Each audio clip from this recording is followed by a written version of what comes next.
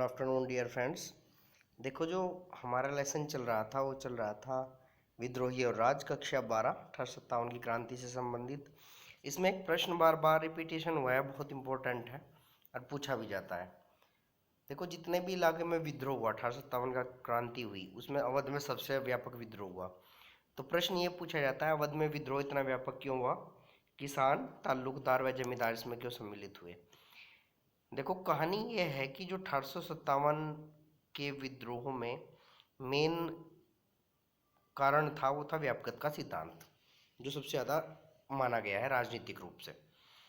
विद्रोह की व्यापकता अगर देखी जाए, 1857 में कुशासन का आरोप लगाकर 1856 में, एक साल पहले, 1857 से एक साल पहले 1856 में कुशासन का जो आरोप लगा के अवध को ब्रिटिश राज्य में मिला दिया गया।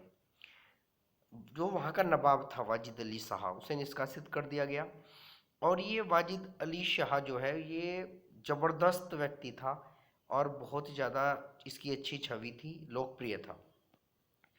जब वाजिद अली शाह को निष्कासित कर दिया गया, जिससे जनता में रोष व्याप्त हो गया। रोष गलत हो रहा है, शायद से दूसरा कर लेना। रोष व्याप्त हो गया। नवाब के प्रति जनता में अत्यधिक सम्मान था। नवाब के हटने से विभिन्न कलाकारों व सरकारी कर्मचारियों की रोजी रोटी छिन गई। देखो, नवाब ने अपने दरबार में विभिन्न कलाकारों को संरक्षण दे रखा था, उन्हें पैसे देता था, उन्हें तनख्वाह देता था, उनसे काम कराता था, उन्हें सम्मान प्राप्त होता था। इसके अलावा इसके जो सरकारी कर्मचारी थे, इसके नवाब के यहाँ काम करने वाले, जो छोटे छोटे ताल्लुकदार थे गांव वाले, उनकी जो सेनाएं थी, सेनाएं रखते थे, वो सारी भंग कर दी गई। अंग्रेजों ने भंग कर दी। लगभग 12,000 सिपाही वो बेरोजगार हो गए। राजा महाराजा जो अच्छा काम करके आते थे, जो राजा महाराजाओं की तरह, नवाब उन्हें कुछ गिफ्ट दे दिया करता था, अंग्रेजों ने वे देने बंद कर दिए। तो लिखना वही है कि विभिन्न कलाकारों व सरकारी कर्मचारियों की रोजी रोटी छिन गई। ताल्लुकदारों की सेना भंग होने से 12,000 सिपाही बेरोजगार हो गए। इन सभी ने विद्रोह में बढ़ चढ़कर हिस्सा लिया। इससे विद्रोह व्यापक हो गया। देखो, ये सारे तो थे ही, अब किसान कैसे जुड़े वो भी देखना है। देखो, किसान, ताल्लुकदार व जमींदारों का इसमें शामिल होना। 1857 में अवध अधिग्रहण के बाद अस्थायी बंदोबस्त सप्ताह लागू हो गया। देखो, अस्थायी बंदोबस्त लागू कर रखा था काफ़ी पहले से, लॉर्ड कॉर्नवालिस लागू करके चला गया था। जैसे ही अवध अधिग्रहण हो गया, अंग्रेजों के कब्जे में हो गया, यहाँ पर अस्थायी बंदोबस्त ऑटोमेटिक लागू कर दिया गया। ताल्लुकदार बिचौलिए बनकर रह गए। जो ताल्लुकदार गांव में रहते थे, छोटे छोटे पैसे ज़मीन थी इनके पास थोड़ी थोड़ी, इनके पास ज़मीन का मालिकाना अधिकार नहीं था। अब इनका मालिकाना अधिकार भी इनका ले लिया गया। ताल्लुकदारों के पास अंग्रेजों के आने से पहले 67% गाँव थे। देखो, ताल्लुकदार जो थे उनके पास 67% गाँव थे, बाद में 38% के करीब रह गए।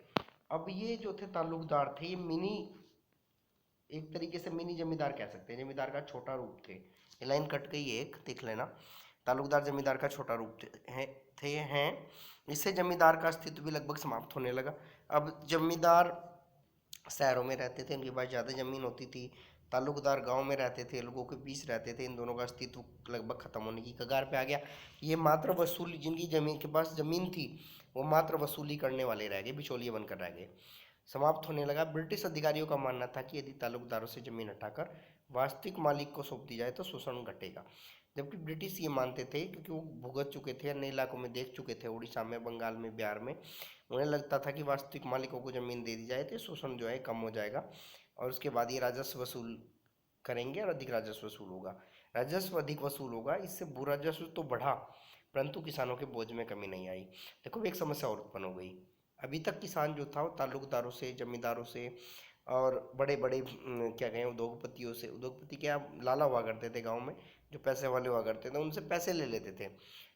कभी त्योहार पे ज़रूरत पड़ी, शादी में ज़रूरत पड़ी तो ले लेते थे। और इसके अलावा भी कभी अकाल वगैरह हो जाता था, कई बार सूखा पड़ जाता था, बारिश ज़्यादा हो जाती थी, बाढ़ आ जाती थी, फसल नष्ट हो जाती थी, तो उन्हें कुछ ना कुछ दे देते थे वो। लेकिन अंग्रेजों से आने से वो भी कम खत्म हो गया बिल्कुल। भू राजस्व तो बढ़ा, परंतु किसानों के बोझ में कमी नहीं आई। किसान बुरी तरह पिसने लगे। इस बात की गारंटी खत्म हो गई कि कठिन वक्त या फसल खराब होने पर राजस्व में कमी होगी या वसूली टाल दी जाएगी। उन्होंने कहा यदि फसल खराब होगी तो अंग्रेज राजस्व में ना तो कमी करेंगे, ना वसूली टालेंगे। किसानों को यह ऐसा भी नहीं थी कि त्योहार के लिए उन्हें कर्जा मिलेगा।